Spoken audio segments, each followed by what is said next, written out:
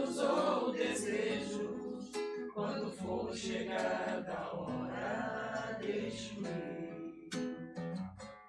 Deixo ir, porque sei que minhas mãos nada retêm. Deixo ir, porque busco bem viver. Deixo ir, porque aqui na terra nada é só meu. Deixo ir, porque tudo vem de Deus. Deixo ir, porque sei que minhas mãos nada retêm. Deixo ir, porque busco bem viver. Deixo ir, porque aqui na terra nada é só meu. Deixo ir, porque tudo vem de Deus. Deixo ir, porque tudo vem de Deus.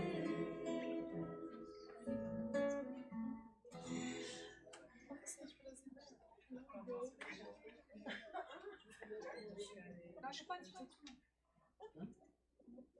17, tá bom.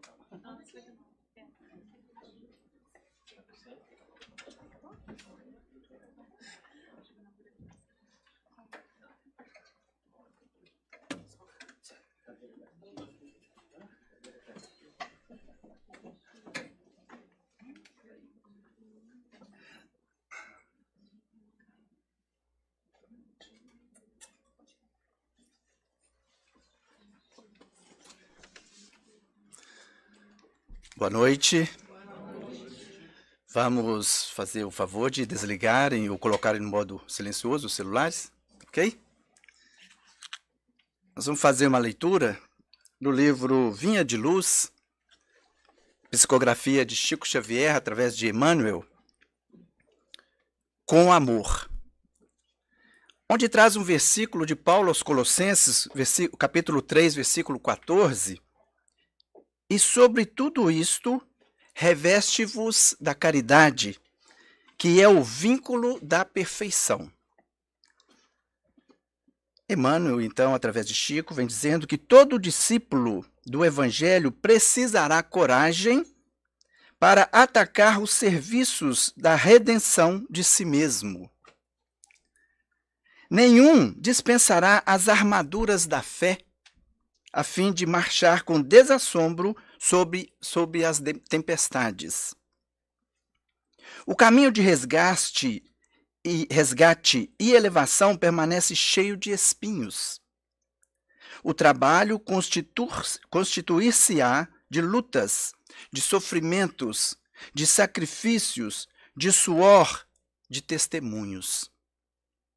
Toda a preparação é necessária no capítulo da resistência.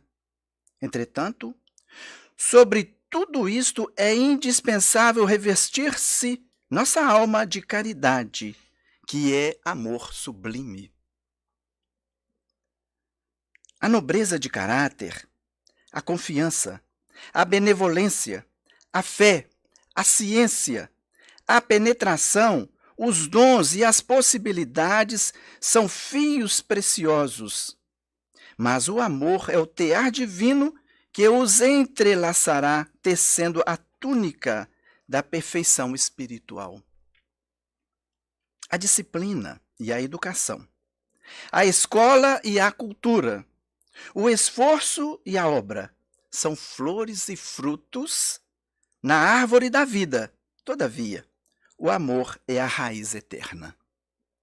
Mas como amaremos o serviço diário?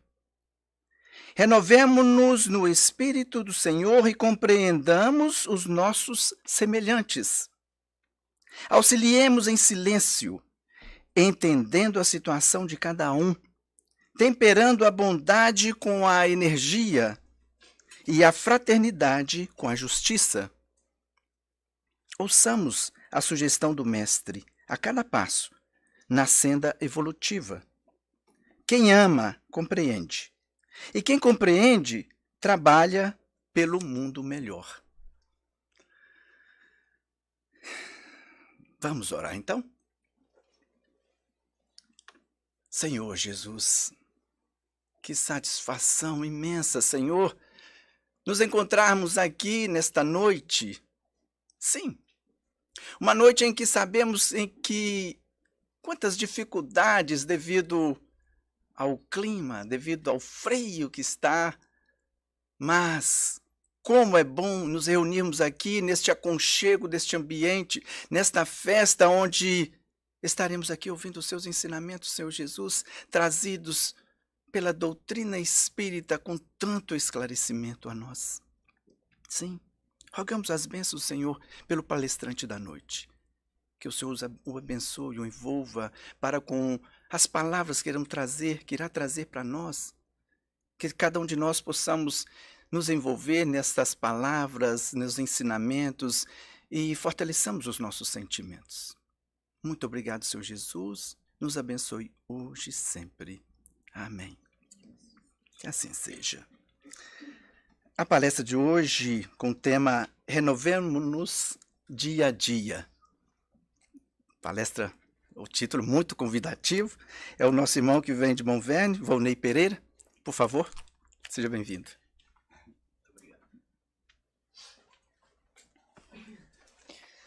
Boa noite a todos. Que a luz de Jesus possa nos envolver e nos auxiliar e que possamos tirar o melhor proveito desse estudo que Emmanuel sugere para nós no livro Fonte Viva. Renovemo-nos dia a dia. Ele começa dizendo para nos renovarmos. A primeira pergunta que nós fazemos é se isso é do Espiritismo ou se isso já existia antes do Espiritismo. E aí nós fomos investigar e nós observamos que Moisés, ele já na época que ele trouxe os 10 mandamentos, que da lei moral e que nós seguimos até hoje, também ele ensinava ao seu povo da época que deveria amar os seus familiares e a sua aldeia. Era o que ele podia ensinar para a capacidade daquele povo de entendimento. Então, ele trouxe esse primeiro ensinamento, amar os seus familiares e a aldeia. Em seguida veio Cristo. Quando Cristo veio, ele disse para nós amarmos a nós mesmos, né? Amar o nosso próximo como a nós mesmos e amar os nossos inimigos. Aí já ficou um pouco mais complicado, porque ele não deixou só na família. Então ele pediu uma renovação de atitude, que era para nós enxergarmos de uma maneira diferente toda a sociedade, que todos somos irmãos perante o Pai, perante Deus. Mas quando ele disse para nós amarmos uns aos outros, até nós compreendemos e é possível, ok, vamos lá, não é uma tarefa tão difícil assim nos amarmos. Mas quando ele sugere para nós amarmos os nossos inimigos, aí ficou complicado, né? Porque os inimigos não querem passar nem perto, quem dirá amar, né? Então, mas em seguida nós tivemos o Espiritismo. O Espiritismo veio e nos ensinou sobre a imortalidade da alma, sobre o nosso livre-arbítrio, sobre as consequências do que nós fazemos nessa vida e que vão fazer diferença na vida futura. E nos ensinou a reencarnação. Então nós, espíritas, conscientes da reencarnação, sabemos que já estivemos aqui, é provável que nós já vivemos na época de Moisés, nós já vivemos na época do Cristo e vivemos em todas as épocas da história que nós podemos nos dar conta do passado. Então, quando nós nos damos conta da escravidão, nós fizemos parte, de alguma forma nós estávamos inseridos nesse meio. Ou na época dos duelos, também. Se nós somos espíritas e acreditamos na reencarnação, quer dizer que nós já passamos por todas essas fases da história. E nós conseguimos observar aí que há uma renovação de ideias. Desde Moisés, que pediu o mínimo, Cristo, que foi mais além, apesar de Cristo ter nos dito tudo, mas nem tudo ficou claro, porque nós não tínhamos a compreensão. Aí veio o Espiritismo para tirar esse véu que encobria as parábolas e os ensinamentos, para nós compreendermos. E aí nós percebemos da renovação. E Deus, quando criou o mundo, ele se preocupou com a renovação. E nós podemos observar a renovação do Cristo nas plantas, nas flores, nas árvores. Tudo há uma renovação. Só se nós tiver de muita má vontade que nós não queiramos observar a renovação que há, principalmente vivendo aqui, que a cada 3 meses nós temos uma renovação. É o frio, é o verão, é a primavera, é o outono, e cada uma estação mais bonita do que a outra. Pode até ser que alguém vai dizer, mas traz alguns problemas, pequenos, mas traz, tudo bem. Mas a beleza é muito maior. Então, há uma renovação. Eu estava vendo uma reportagem sobre orquídeas, né, no Google, e estava pesquisando, e daí surgiu aquela reportagem e eu acabei lendo, mas se vocês me pedirem a fonte, eu não lembro, me desculpem. Mas a informação era de um biólogo que cuidava de mais de 30 ou 40 espécies de orquídeas, e ele estava explicando para a repórter que quando uma orquídea morre, ela seca, e quando ela seca, ele parte a parte de trás ali e sai uma semente, que é quase que nem o pó, e que o vento leva aquela semente até a 40 quilômetros de distância e vai replantando. Então ele foi mostrando num gráfico na reportagem o que uma orquídea fazia na sua extensão de 40 quilômetros de extensão, que ela ia semeando. É a renovação de Deus. A forma que Deus não deixou nós encarregados de replantarmos. Tudo bem, podemos fazer, podemos contribuir na obra divina, mas a renovação, Deus fez, criou e deixou a renovação automática das plantas e dos seres, né? Nós podemos contribuir. Então nós observamos que a renovação, ela está em tudo, inclusive em nós, espíritos, porque nós começamos simples e ignorantes, e na medida do possível, conforme nós fomos nos desenvolvendo, fomos nos melhorando, fomos evoluindo, e somos pessoas muito melhores do que quando fomos criados, mas ainda não chegamos à perfeição que é esperada, que é a nossa perfeição. Isso ainda precisaremos depende de cada um, inúmeras reencarnações futuras para alcançarmos esse objetivo da perfeição. Mas Emmanuel sugere para nós que nós começássemos a fazer a nossa renovação. Porque quando nós falamos aqui no Centro Espírita, quando nós trazemos um assunto, qual é o objetivo de trazer esse assunto, de nos renovarmos dia a dia, porque é um pouco de cada vez. Não é para ser tudo de uma vez só, ninguém vai conseguir fazer. Mas o objetivo de trazer.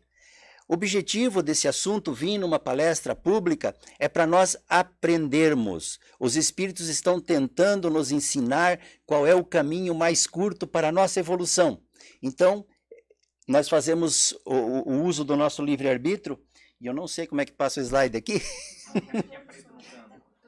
Esse aqui? Esse aqui. Então nós fazemos, muito obrigado, fazemos uso do nosso livre-arbítrio e vamos fazendo a nossa renovação. Mas é livre se nós não...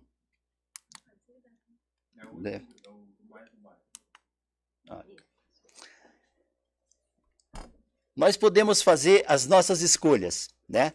Se nós quisermos, porque nós partimos do princípio que temos o livre-arbítrio. Então, eu coloquei em vermelho que reencarnaremos com o resultado das nossas escolhas. O espírito vai encarnar e desencarnar muitas vezes, e sempre vai reencarnar na próxima vida com o resultado das nossas escolhas dessa vida. Aí nós temos, é nossa decisão de renovar, nosso livre-arbítrio. Se nós quiser renovar, nós renovamos, senão nós não precisamos, ninguém é obrigado. Continuar com os nossos pensamentos. É uma possibilidade. Eu não quero me renovar, eu quero continuar o que eu faço, eu acho certo, e eu vou continuar agindo dessa forma. Eu não quero mudança, ok? Nós, como espíritas, uma das coisas que nós aprendemos é a palavra respeito.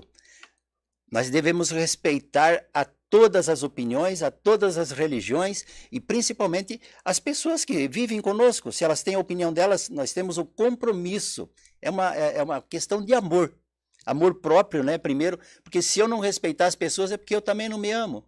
Agora, se eu tiver o mínimo de amor por mim, eu respeito as outras pessoas. Então eu começo com continuar com os nossos pensamentos. É uma escolha. Renovar os nossos pensamentos é outra. Teremos o resultado e reencarnaremos no futuro com o resultado. Então, há alguma vítima nessa situação? Não, porque a escolha é nossa. o convite dos Espíritos está para nós nos renovarmos, nós nos melhorarmos, sermos melhor hoje do que fomos ontem e amanhã sermos melhores do que hoje. Mas respeitando o nosso livre-arbítrio, e o espírito ele vai ficar esse círculo, ele vai indo e voltando, mundo espiritual, mundo material, mundo espiritual, mundo material, até que nós alcancemos a perfeição. Então, sem nós invadirmos a decisão de ninguém, é a livre escolha de cada um, só que como as orquídeas elas estão regidas por uma lei de renovação criada por Deus, nós também, criados por Deus, também estamos nesta lei. Se nós quisermos ou não quisermos, nós estamos nessa lei. No livro dos Espíritos diz, aquele que não quiser fazer o seu progresso, o progresso passará por cima como um trator. Nós podemos escolher não progredir, mas vai chegar um momento que nós seremos obrigados, seremos convidados a progredir.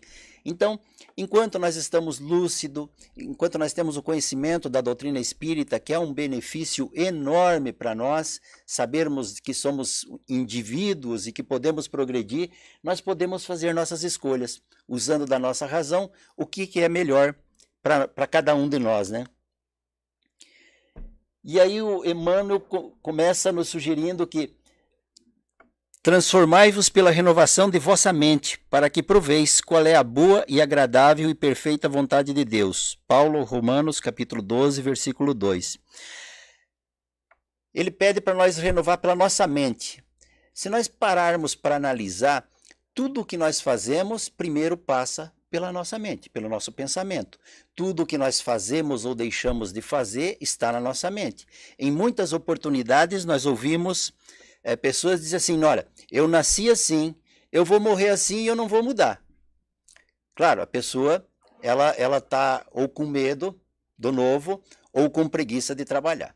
Porque renovar dá um trabalho enorme, mudar de atitude, mas está no nosso pensamento. Tudo aquilo que nós formos fazer, nós pensamos antes. O nosso pensamento, primeiro ele cria. Então, é a nossa decisão. O que nós vamos querer continuar criando? Desavença, orgulho, ódio, raiva, rancor? É uma escolha. Ou nós vamos pensar que somos espíritos programados para a perfeição e que nós temos que nos preocupar mais com as virtudes. Mais tolerância, mais paciência, mais caridade, como falou a leitura inicial, fora da caridade não há salvação. Então, essas devem ser as nossas preocupações. E quando nós conseguimos mudar na nossa mente, nós conseguimos primeiro direcionar o que eu quero. Aí eu coloco para mim, olha, eu como espírita, estudante, já há 12 anos, só aqui no Monverno, né? E estamos lá toda semana estudando espiritismo, fazendo palestras, e já chega um momento que eu não tenho o direito de me permitir de querer fazer qualquer maldade para um semelhante. Não interessa qual a situação. Eu não posso nem pensar nisso. Porque se eu pensar em fazer uma maldade para quem quer que seja, de livre e espontânea vontade, eu não posso estar aqui na frente falando. Então isso é o mínimo esperado. Então eu já controlo a minha mente. Eu já começo a pensar, não, qual é o meu comportamento que eu tenho que ter com os meus semelhantes? Respeito, e eu jamais vou fazer o mal para um semelhante. Agora, as minhas atitudes do dia a dia, no trabalho, com a família, pode gerar algum desconforto para os amigos, algum mal, pode gerar, porque nós não somos perfeitos. Nem todas as nossas decisões serão acertadas.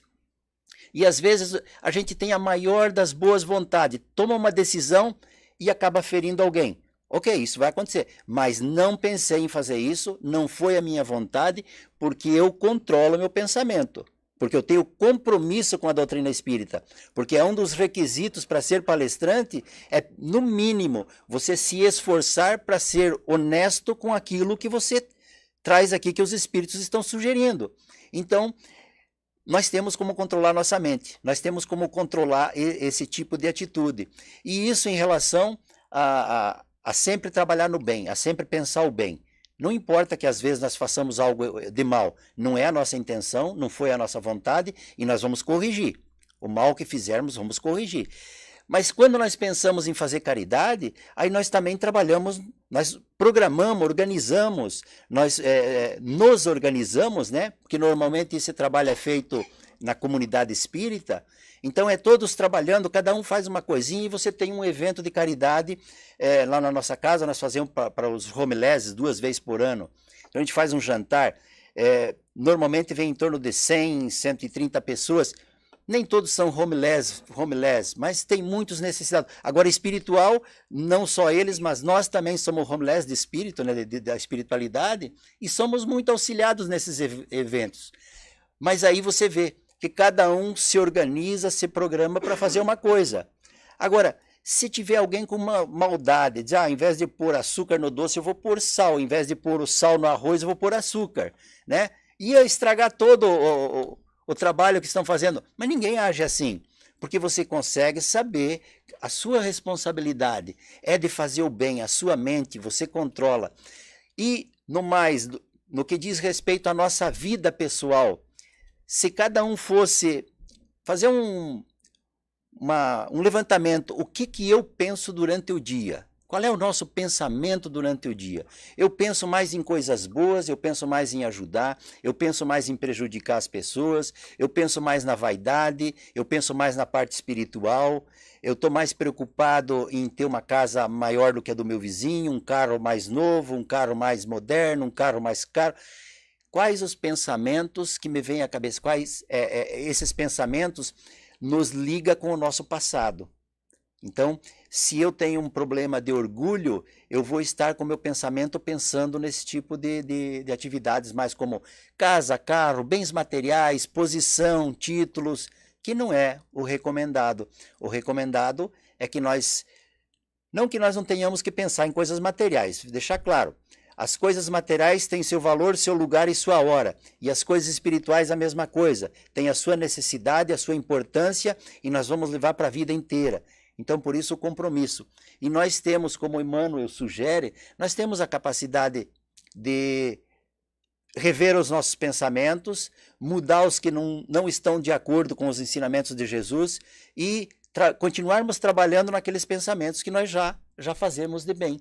Então, é uma coisa que não é difícil, tem que ter boa vontade. Se a pessoa disser assim, eu nasci pensando assim, vou continuar assim. É lógico, vai repetindo de ano, repetindo de reencarnação em reencarnação, até quando seja obrigado a fazer esse progresso. Mas ninguém vai ficar sem fazer o progresso. No livro Os Missionários da Luz, eu tirei só um trecho aqui para mais ou menos a gente se localizar. E Alexandre está conversando com André Luiz, então ele diz assim: após separarem-se da genitora e da irmã, dispôs-se o rapaz a tomar o caminho da residência que lhe era própria. Seguimo-lo de perto, disse Alexandre para André Luiz. Naturalmente, acentuou meu generoso companheiro, você já sabe que a prece traça fronteiras vibratórias. Sim, já observara experiências dessa ordem. Aqui, prosseguiu ele, reside uma irmã que tem a felicidade de cultivar a oração fervorosa e reta. E ele conclui dizendo, o lar, disse, não é somente uma moradia dos corpos, mas acima de tudo a residência das almas.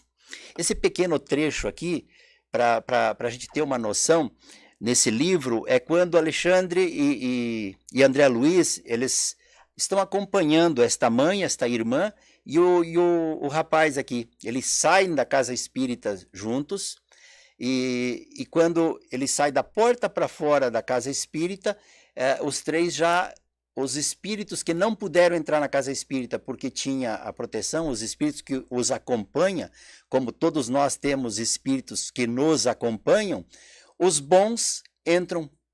O nosso benfeitor, o nosso anjo da guarda, aquele que cuida de nós todo dia, ele entra com a gente aqui, porque não tem problema nenhum, ele está na mesma vibração do ambiente. Mas os espíritos que querem o nosso mal, que querem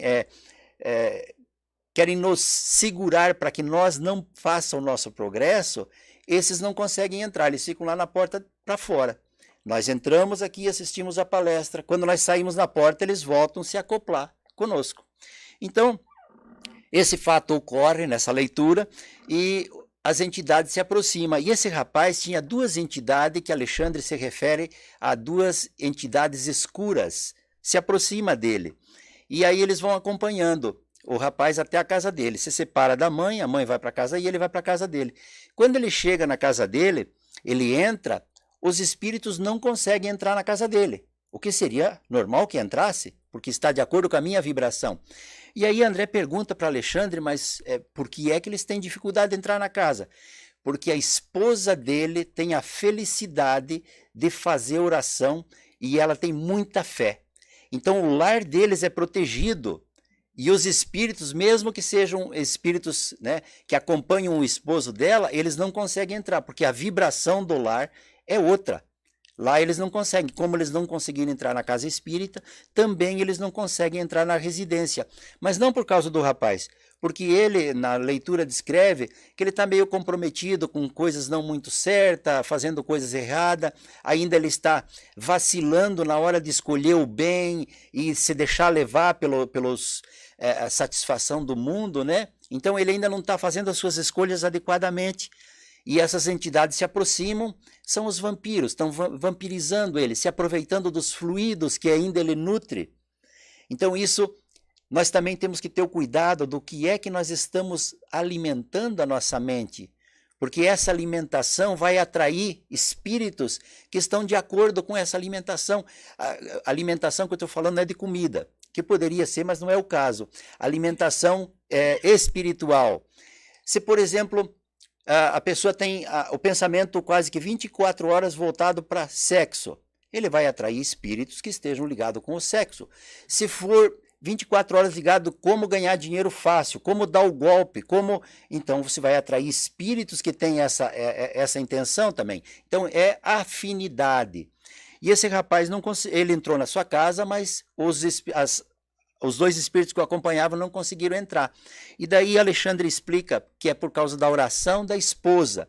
E aí nós trazemos aqui, nos renovando, saber se nós estamos fazendo a oração diariamente, se nós estamos protegendo o nosso lar, se nós fazemos o evangelho no lar, como que é o evangelho no lar, se todos já estão fazendo, porque espíritas normalmente já têm o hábito de fazer o evangelho no lar, né?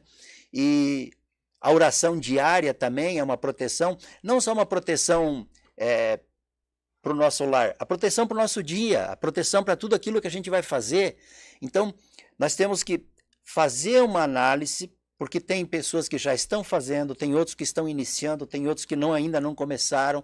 Não é importante em que estágio cada um de nós está, mas o importante é reconhecer que se nós quisermos fazer a renovação do nosso espírito, é necessário nós incluirmos nas nossas atividades oração diária e o evangelho no lar.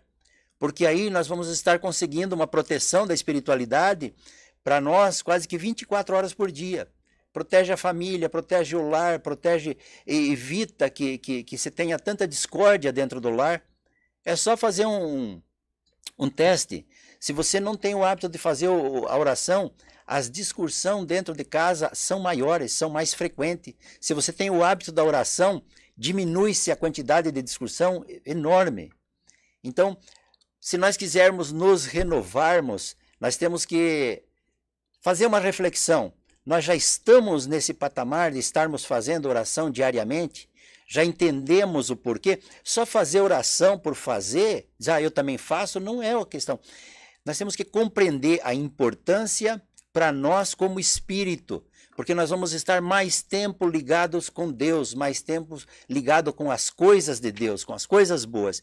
Então, essa é o primeiro ponto, estarmos conscientes do que estamos fazendo.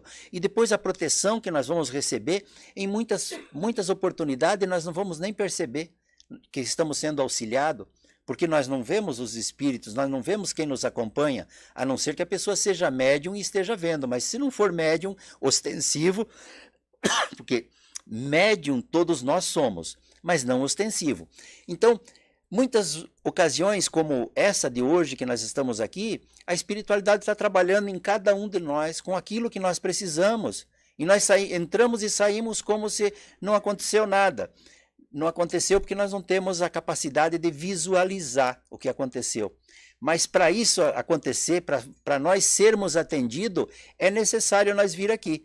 Porque se nós fosse no bar, ou fosse no clube, ou fosse em qualquer outro lugar, nós não recebíamos esse atendimento. Então, houve o nosso esforço, o nosso trabalho de vir até a casa. Quando nós fazemos a oração ou o evangelho no lar, é esse trabalho, esse esforço, essa preocupação. Nós já estamos conscientes que isso é benéfico. Então aí o auxílio vem para nós. O que Jesus falou? Bata a porta e vos abrirá. Procure e achareis. Então, se nós quisermos nos renovar, nós temos que olhar essas passagens evangélicas e compreendê-las para poder aplicar em nossas vidas. E ele diz, não adianta a transformação aparente da nossa personalidade na feição exterior. Mais títulos, mais recursos financeiros, mais possibilidades de conforto e maiores considerações sociais. Podem ser simples agravo de responsabilidade. Renovemo-nos por dentro. Não está se condenando nada disso, porque a pessoa diz, então eu não vou para a faculdade, eu não vou buscar um curso. Não é isso. O que é a prioridade das nossas buscas? Se nós deixamos 24 horas do nosso dia simplesmente para buscar essa transformação exterior para que os outros vejam, é uma renovação que não tem valor nenhum. Só vai acabar criando mais problema para nós mesmos. Agora, quando nós buscamos nos renovar no aspecto moral e podemos possuir todas as possibilidades, mas não deixar que essas possibilidades nos corrompam. Se tiver dinheiro, você não saia por aí achando que você é o dono do mundo. Eu tenho dinheiro, eu compro o que eu quero, eu faço o que eu quero. Quantas vezes já ouvimos isso, né? E para nós espíritas vem o recado, olha, isso vai te trazer mais agravo como espírito. Mais responsabilidade. Então, na próxima encarnação, você vem com toda essa dívida adquirida por atitudes. E nós vemos um exemplo nessa passagem, é de Maria de Magdala, ou Maria de Madalena, né? No livro Boa Nova, de Humberto de Campos, por Chico Xavier, conta a história dela, que ela era uma meretriz da época. Ela tinha muita influência na sociedade, né? E a influência tanto no aspecto político como em todas as outras ordens. E ela era muito rica, ganhava muito dinheiro, muitos agrados. A casa dela era um luxo só. Não tinha nada mais que ela pudesse comprar para pôr na casa dela. A casa era perfeita, era uma casa luxuosa. Mas a casa interna dela tinha desabado. Ela se sentia amarga todo dia. Aquele trabalho que ela fazia desagradava profundamente. E ela não conseguia sair daquilo. Quando ela consegue assistir as primeiras pregações do mestre, e ela viu algo novo, ela disse, olha, tem alguma coisa que está me renovando por dentro, que está me trazendo esperança. E ela fica com aquelas informações e aquela necessidade de renovação o tempo todo. E quando passam os dias e ela diz, eu vou procurar o mestre. E ela vai até a casa de Pedro, onde Jesus está, e quando ela chega, ela durante o caminho ela vai dizer assim, acho que eu não vou, acho que eu vou desistir. Ele não vai me receber, porque como que ele vai receber uma meretriz na casa dele? Não está certo. Mas ela ia raciocinando, ia pensando sobre isso, que não ia dar certo, mas eu tenho que ir, eu preciso ir. Nessa dúvida, nesse conflito, ela chegou até a casa, bateu na porta, foi recebida e entrou. E Jesus falou, eu estava te esperando. Eu falei, como que estava esperando? Não marcamos hora nem nada, não me conhece, está me esperando. E ela desabafa para Jesus, ela conta toda a vida dela, ela deveria ser feliz por tudo que ela tem material. Mas ela não é feliz, ela está num desespero só. E aí Jesus explica para ela que a renovação devia ser por dentro, que devia renovar as atitudes dela. Aquilo que ela vinha fazendo tinha que ser deixado para trás. E ela tinha que recomeçar a vida dela, se preocupando com o semelhante e trabalhando em benefício, porque o trabalho que ela fazia era totalmente o contrário dos valores morais. E ela regressa para sua casa e toma uma decisão, abandona a vida de meretriz e daquele momento em diante ela só quer saber de fazer pregação do Cristo, ela quer pregar o Evangelho, ela quer levar essas informações para todo mundo, mas ela encontra dificuldade, porque a posição dela, os apóstolos não aceitam que ela vá com eles, Porque imagine se os apóstolos vão andar com a meretriz, os apóstolos vão ficar mal falados. Naquela época, né? Então, ela acaba indo para o Vale dos Leprosos, vai cuidar dos leprosos e dedica todo o resto da sua vida a cuidar dos leprosos. E ela, até o último instante da sua vida, ela se preocupou com isso e fez a sua renovação, deixou todos os valores materiais, que poderia ser um agravo se ela fosse até o final daquela encarnação nessa função que ela estava, ia ser um agravo muito grande, ia levar talvez 400 ou 500 ou 1000 anos para ela resgatar o comprometimento de uma vida. Mas o trabalho que ela interrompeu, o trabalho que não era espiritual, começou o espiritual, que era cuidar dos leprosos no Vale dos Leprosos. Nesse período, ela fez toda a evolução dela. Quando ela desencarnou, ela foi recebida pelo próprio Cristo. Então, por isso que nós não devemos julgar ninguém. Não importa o que as pessoas estão fazendo, não importa o que as pessoas são. Em questão de uma mudança, de uma renovação de atitude, a pessoa pode se transformar e nós ficarmos para trás. E a pessoa a quem nós criticávamos, porque nós éramos os moralmente desenvolvidos, estamos lá na sola do sapato. E a pessoa está sendo recebida pelo Cristo, porque ela fez toda a evolução dela. É preciso avançar no conhecimento superior, ainda mesmo que a marcha nos custe suor e lágrimas. Aceitar os problemas do mundo e superá-los, a força de nosso trabalho e de nossa serenidade, é a fórmula justa de aquisição do discernimento. Bom, mesmo que custe suor e lágrimas, vai custar, porque a proposta de renovação, a proposta de evolução é de trabalho. Não é de ficar parado. Se nós não começarmos a trabalhar, nós não vamos fazer nenhuma mudança. Aceitar os problemas do mundo e buscar superá-los não é fácil, não é uma tarefa fácil, porque nós olhamos ao nosso redor, tem tantas diferenças, né? Diferença de condição financeira, diferença de condição física, pessoas deficientes, pessoas não deficientes, pessoas que têm facilidade, tudo que eles colocam à mão se transforma em ouro, né? Assim dizendo, e a gente trabalha uma vida inteira e está ali todo dia, você tenta uma coisa, tenta outra e você não vai. Você olha, por mais que eu tente, as coisas não dão certo. Não dão certo porque nós só olhamos o resultado financeiro. As coisas dão certo, porque na verdade nós estamos passando por uma provação para ver se realmente nós estamos sendo honestos. Porque trabalhar todo dia e você não conseguir mais do que o sustento do dia, vamos dizer assim, não consegue ficar rico, é porque você não precisa ser rico. Agora, se você não aceitar os problemas do mundo, se você não aceitar que você encarnou aqui e que não é a riqueza destinada a você, que a riqueza não é para todos, você vai desistir e você vai cometer um crime, você vai cometer um assalto, você vai fazer um estelionato, você vai passar alguém para trás porque você quer adquirir de qualquer custo. E aí, quando você faz isso, você se compromete e vai atrasar inúmeras reencarnações para recuperar esses fatos. Quando a gente toma consciência de que, olha, eu preciso trabalhar e eu já tenho consciência de que eu preciso ser honesto. Eu não posso aceitar um centavo que não seja dinheiro honesto, que não seja dinheiro resultado de um trabalho justo. Então, eu já não me permito cometer um erro desse, de vender minha moral, vender os meus direitos adquiridos até aqui, por uma questão de mais alguns montes de dinheiro, algumas facilidades materiais, que vai nos custar muito caro.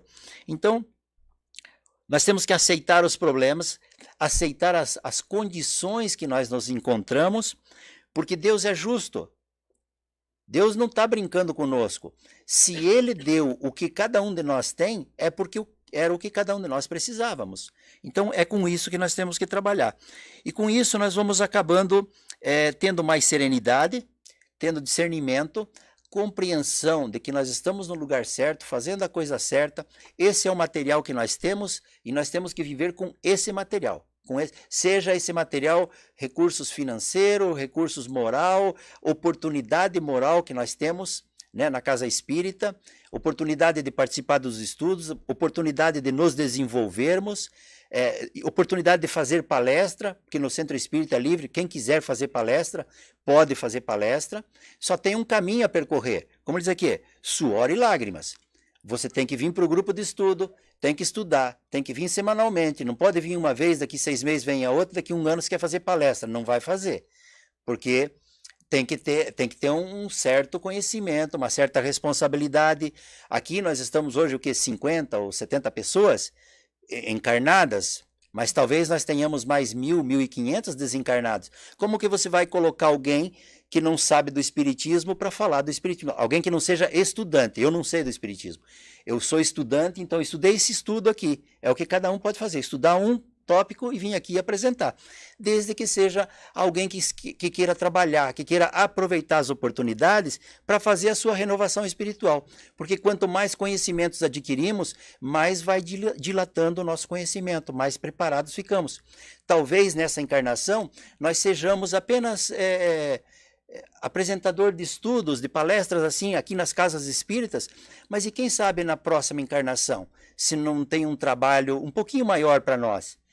Com certeza há, mas esse trabalho nós vamos estar preparados para fazer o trabalho ou não? Então a oportunidade é agora. A casa está com as portas abertas, os grupos de estudos têm todo dia, né? A gente tem N oportunidades para começar a fazer essa transformação em nós mesmos. Não vai haver um milagre, não vai acontecer simplesmente num passe de mágica. Vai acontecer quando você entrar no grupo de estudo e começar a estudar, aí você vai se interessar, vai começar a ter conhecimento, você vai querer ser um trabalhador da casa, aí você vai querer contribuir para a manutenção da casa, porque há umas despesas para pagar, aluguel, seguro, que é obrigatório, e um pouquinho de cada um a gente acaba fazendo isso, sozinho ninguém consegue. Então, essa é uma oportunidade de transformação do que eu fazia com meu dinheiro antes e o que eu posso fazer com meu dinheiro agora. Não que eu vou dar na casa espírita todo o meu dinheiro. Não, não é essa a proposta. Aqui você dá só estritamente o necessário para pagar o aluguel. Mas eu posso fazer caridade com esse dinheiro. Eu posso auxiliar outras pessoas. E antes, quando eu não tinha o discernimento espírita, eu não sabia o que fazer com o dinheiro. Eu punha só no bolso, gastava, fazia coisas que não tinha a menor importância, espiritualmente falando. Porque quando você gasta o dinheiro sem consciência, você não sabe o que está fazendo. Se nós adquirirmos o discernimento de qual é a nossa responsabilidade como espírito, aonde queremos chegar, aí nós temos as possibilidades em aberto para cada um trabalhar conforme o seu livre-arbítrio, conforme a sua boa vontade. Nessa leitura aqui, nós poderíamos usar o exemplo de Paulo de Tarso, né? Ou Saulo, né? Antes de ser Paulo, ele era um doutor da lei. Ele estava quase se formando para ser o presidente do Sinédrio da época, né? Seria o juiz da Suprema Corte. Era uma pessoa extremamente esforçada, extremamente trabalhador. Ele pegava os estudos e levava afinco ali. Ele era honesto, ele era sério. Ele não tinha um trabalhador que nem ele. Tanto que ele era um dos discípulos de Gamaliel, né?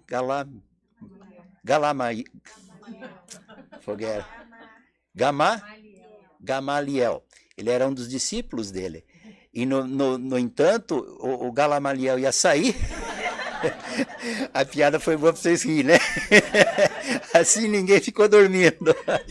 Se alguém dormiu na palestra, não, mas também o palestrante não conseguia falar o nome do... Mas vamos deixar o nome para lá, né? Porque... E ele ia se aposentar e Saulo ia assumir o seu lugar. E Saulo levava tão a sério que ele começou a perseguir os cristãos. E aí ele vai para Damasco e nessa viagem ele tem um encontro com Jesus no caminho e ele tem uma transformação totalmente. Ele abandona tudo. Ele era de uma família rica, mas ele não quis o dinheiro. Ele abandonou o pai dele e disse, olha, se você se virar cristão, você está deserdado. Ok, estou deserdado. Ele não deu valor para o dinheiro material, porque ele já tinha a profissão de tapeceiro e ele ia ser, naquele encontro ficou acertado com Jesus, que ele Ele não sabia exatamente qual era a tarefa dele, mas que ele tinha uma tarefa e ele ia levar até o fim essa tarefa. E Paulo foi o maior divulgador do cristianismo e foi a maior transformação de um espírito que ele estava na perseguição, foi ele que mandou matar Estevão, apedrejar Estevão, né? Pouco antes, e de uma hora para outra ele faz a transformação dele para um cristão e começa a trabalhar no cristianismo. E é o maior divulgador do Cristo, é Paulo. Então, a transformação, nas devidas medidas, né? Aquilo que nós não somos o Saulo, mas as dificuldades nossas também não são as dificuldades que Saulo tinha naquela época, nem os compromissos que ele tinha. Então, nas devidas proporções, nós podemos fazer a nossa transformação no momento que nós quisermos. Está no nosso alcance, só depende de nós. Não é uma coisa assim, não é uma proposta que fique muito longe. Diz, mas isso como, por exemplo, quando Jesus diz assim, ame seus inimigos. Naquela época estava muito longe para nós compreender. Inimigo a gente mata, a gente dá mais uma pedrada, mas amar de jeito nenhum. Mas quando ele fala de reencarnação, aí nós entendemos o porquê que era necessário amar o inimigo. Porque o inimigo, ele está inimigo nesse momento, mas ele é um filho de Deus, e sendo filho de Deus como nós também somos, ele é nosso irmão. Como que nós vamos apedrejar um irmão porque cometeu uma falha? Então, aí muda a compreensão. Então, essa transformação está ao nosso alcance, não é uma proposta muito difícil para nós, e também, como ele disse, o Emmanuel disse no começo, no título, dia a dia, quer dizer, um pouquinho de cada vez. Não se pede que faça um milagre da noite para o dia, que amanhã nós estejamos todos transformados, né? Aquilo que estiver no nosso alcance, para o dia só, um pouco de cada vez. Dor, sacrifício, aflição e amargura são processos de sublimação que o mundo maior nos oferece a fim de que a nossa visão espiritual seja acrescentada. Felicidades materiais costumam estagnar-nos a mente, quando não sabemos vencer os perigos fascinantes das vantagens terrestres. Nós reclamamos das nossas aflições, das nossas dificuldades, e muitas vezes nós perguntamos onde está Deus, né? Por que só isso acontece só comigo? Toda vez a mesma coisa. Então, são reclamações habituais que nós temos. Mas o mundo espiritual nos oferece essas dificuldades para o nosso crescimento, para o nosso desenvolvimento. Eles não estão nos oferecendo isso para que nós tenhamos dificuldade, só para ver nós sofrer. Estão assistindo pela televisão, né, como se fosse um filme, de deixar os personagens do filme sofrendo para nós nos divertirmos aqui com o sofrimento. Não é isso. São lições que nós temos dificuldades de passar por essas lições. Então, cada dificuldade que nós temos é uma lição. Qual é o proveito que nós vamos tirar dessa lição é que vai contar. Como que nós vamos agir diante dessas situações é o que realmente vai fazer a diferença. Porque isso é o que vai fazer o nosso progresso. Quando nós passamos por uma dificuldade, não que acabou a dificuldade, mas as outras dificuldades nós estamos mais fortes para passar. Porque nós já passamos por determinados problemas. Se vir outro problema, a gente resolve. Vamos deixar ele vir primeiro. Não vamos, ficar sofrendo hoje. Quando eu tiver um problema, eu vou cuidar de resolver esse problema. Enquanto eu não tenho por que me preocupar com ele. Mas todas as dificuldades que nós temos, isso vai dilatar a nossa visão espiritual. Quanto mais compreensão de Deus, mais compreensão da imortalidade da alma, mais compreensão da reencarnação e mais compreensão de que nós é que causamos as aflições para nós mesmos. As aflições desta encarnação, segundo os espíritos, em torno de 70%, são causadas nesta encarnação. Não são aflições de outras vidas. Que em alguns casos, eles dizem que menos que 30% das aflições que nós passamos são de vidas anteriores. E o restante é dessa. Então nós é que buscamos essas aflições, nós causamos, porque nós não prestamos atenção nas informações espirituais. O que a espiritualidade está sugerindo para nós?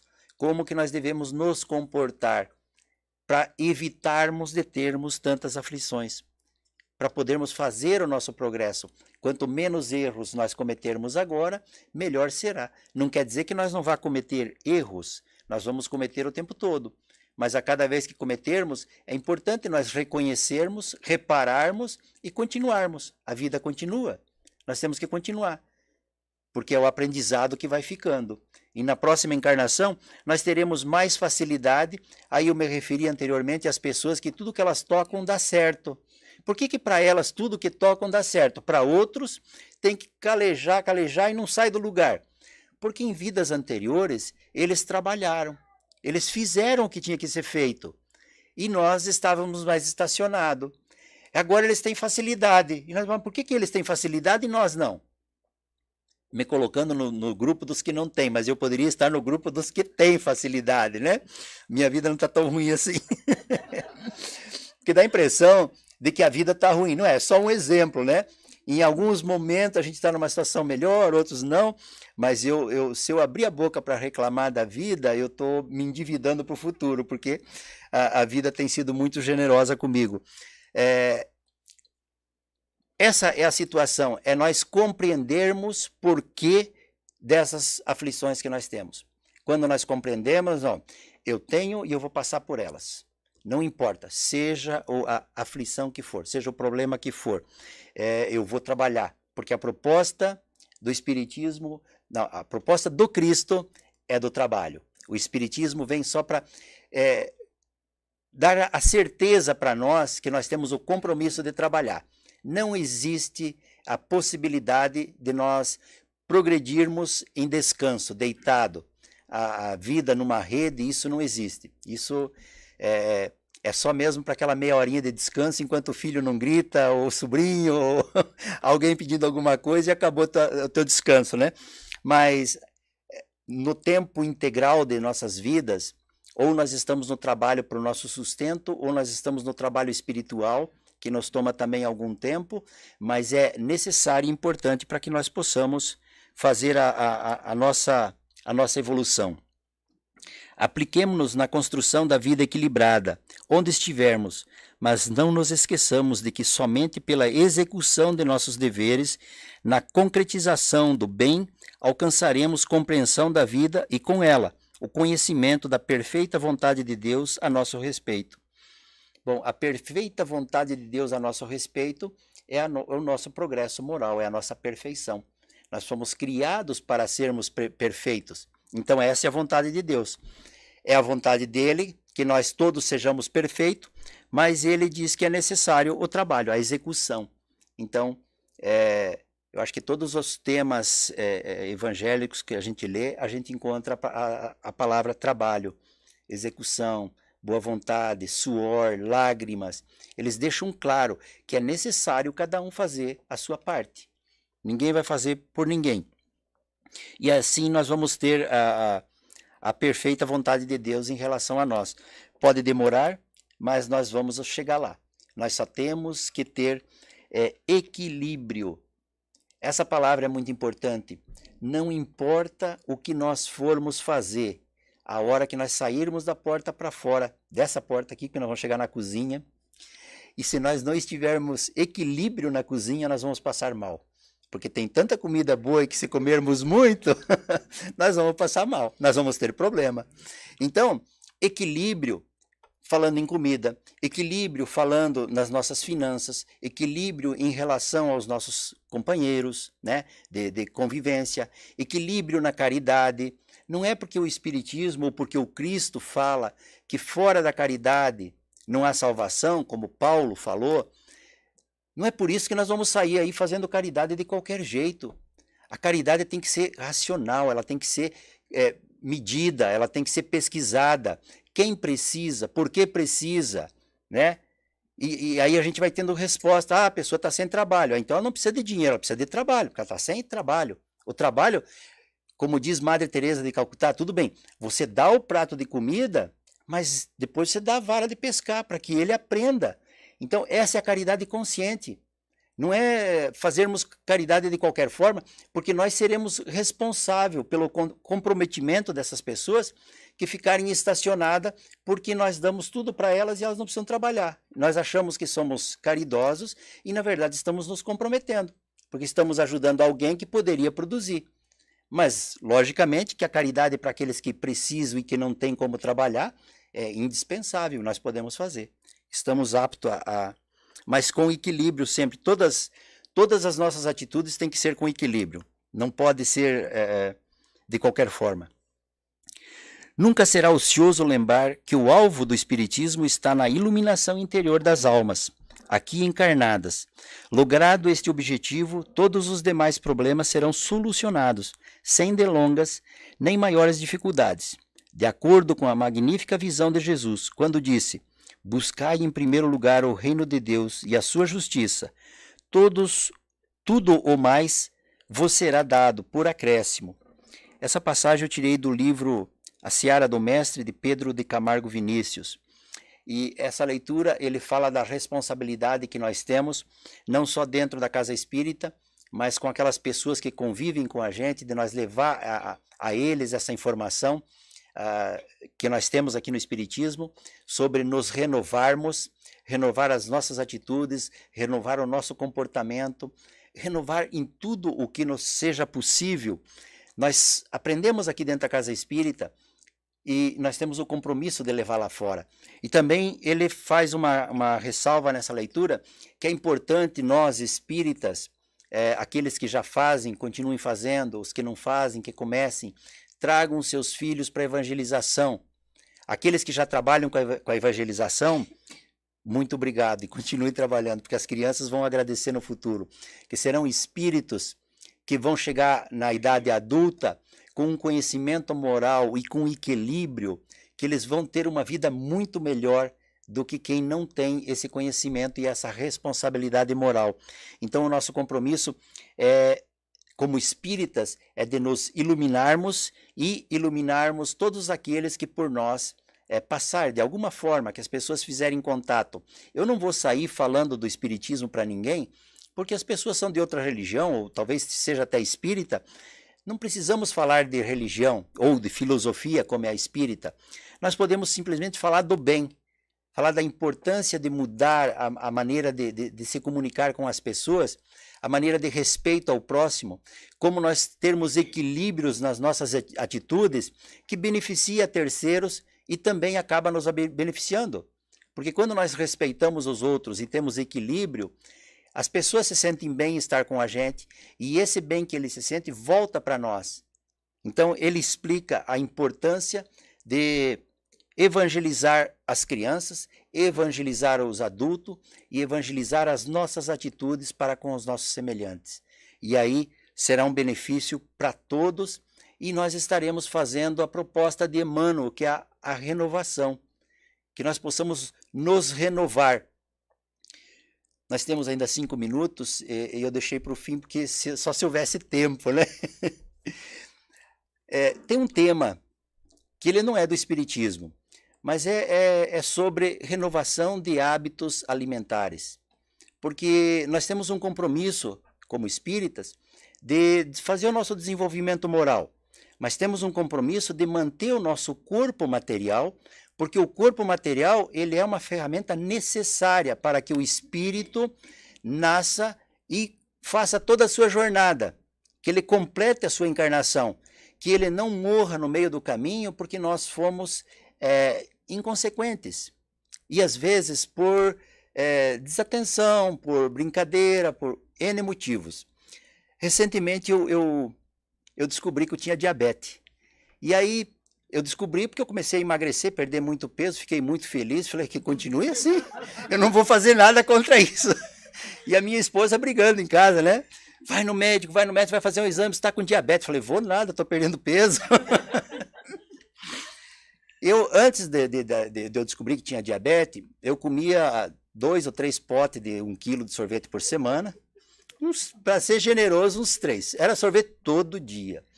Era Dunkin' Donuts, então os donuts do Dunkin' Donuts, o meu cartão tinha 15 passadas na semana do Dunkin' Donuts. E a minha esposa falando, muito açúcar, isso vai te fazer mal. teve um dia que eu fui no médico, né? Do tanto ela me cobrar, não tive que ir. Cheguei lá, estava 530 o açúcar no sangue, próximo de dar um ataque. E aí a médica já disse, você nem sai daqui, já aplicou insulina, fica aqui, mas para que tanto barulho? Eu estou bem, eu não estava sentindo nada. Enfim, ela disse assim, você vai ter que fazer uma renovação alimentar. Eu achei um absurdo. Ela me tirou a pizza, o macarrão, a lasanha, tirou tudo. A vida ficou sem graça. Brincadeiras à parte, meus amigos. Mas nós temos o compromisso de preservar o nosso corpo e nós podemos, não é que nós temos é uma palavra muito pesada. Nós podemos renovar as nossas atitudes, se for do nosso agrado, se for importante para cada um, mas façam uma análise, façam um levantamento, como nós estamos nos alimentando. E se há alguma coisa que podemos, não fazer que nem eu fazia, comia 3 potes de sorvete, agora não posso nem passar perto do freezer. Equilíbrio. O sorvete não é um problema, o problema é eu que fui desequilibrado, né? Então, o donuts do Dunkin' Donuts é ótimo, mas se você passar ali uma vez por semana, agora você vai 15 vezes na semana, você vai ficar doente. Você vai comprometer teu corpo físico e que no final você não vai concluir a sua encarnação. Depois você vai ter que nascer para fazer aquele pedacinho que faltou. Por imprudência, por falta de equilíbrio, falta de conhecimento, e que isso está no nosso alcance. Então, é só uma sugestão final. Aqueles que quiserem, vamos dizer assim, analisar sobre a situação, e aqueles que quiserem levar mais à frente, se tem o hábito muito de doce, faça um teste de diabetes. Não deixe agravar o problema. Eu estou muito melhor agora, muito mais feliz com a diabetes. Eu digo que é uma doença abençoada para mim. Para mim foi uma bênção, porque realmente fiz uma renovação alimentar e estou me sentindo muito melhor. Então, muito obrigado, meus amigos, muito obrigado pelo convite, pela oportunidade de trabalho. Mais uma vez agradeço a todos os trabalhadores, frequentadores, dirigentes da Casa Espiritualidade Amiga, que nos dá essa oportunidade para o nosso desenvolvimento. Que Jesus nos abençoe.